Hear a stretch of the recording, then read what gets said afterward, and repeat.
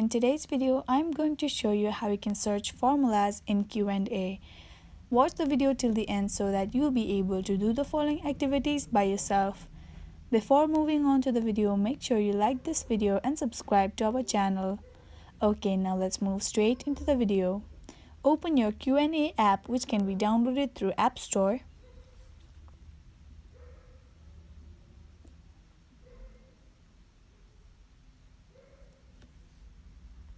On the top side, you can see there are various options such as search problem, one-to-one Q&A, formula search, calculator, timer, and then community. To search formulas, tap on formula search. Take the photo of any problem, then tap on tick mark. It will take a little time to process. And this is what it has brought up to. Now this is the formula it is given.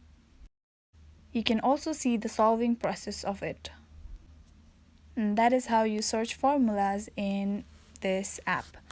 Thank you so much for watching till the end. That is all for today. If this video was helpful for you, do like, share, leave a comment down below, subscribe to our channel and hit the bell icon so that you'll get notified when we post new videos.